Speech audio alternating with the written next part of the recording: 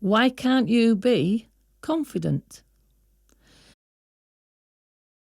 The legacy of the recent pandemic appears to be anxiety in the world, business, families and children. It was always there, but it has raised its head in such a global and universal way that it seems to be an ever-present companion today. There are many excellent videos, podcasts and books on this subject, which I won't try to compete with because they are very comprehensive in their coverage. All I can do is share a tip that works for me. Flip it. Whenever I come up against an issue I am struggling to resolve, that's what I do. I flip it. One of the best examples I can think of is when I felt ill but didn't want to cancel a work thing because I would be letting others down. The way I flipped it was to imagine a friend had rung me and described how she was struggling to manage the same situation. What would be my advice? I would tell her to let her boss know that she was ill and ask them to pass on the message and her apologies and that she would be back in touch as soon as she was well enough.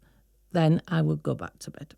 That flipping changed my working life for the better right up to my retirement. Another example was when a child in high school thought my car belonged to a teacher he was angry with and he let the air out of all 4 tyres.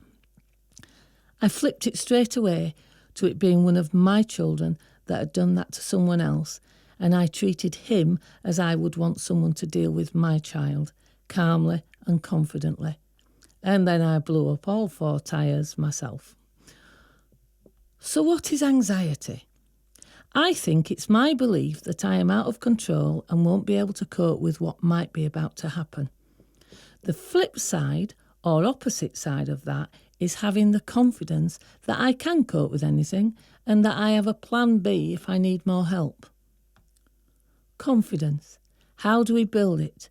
In ourselves and in our children. Look for evidence. Remember the tiny scrap that was put in your arms all those years ago without an instruction booklet? Well, you've both survived, so register all your successes.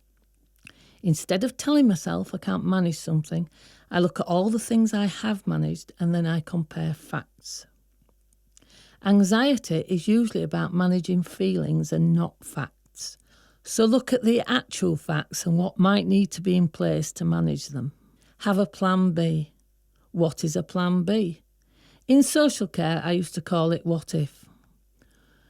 Look at the situation you are in and then think of all the scenarios that you might need to employ. Make it a practical solution. I'm not saying ignore or repress the feeling at all. Just back it up with your practical knowledge about the facts you have. Then use whatever you have at your fingertips to manage it. My last resort for myself is the phrase, "Oh well, if it's not right, it will be wrong. I will cope." Find whatever inner vocabulary works for you and for your child. Until next time, be kind to you and your child.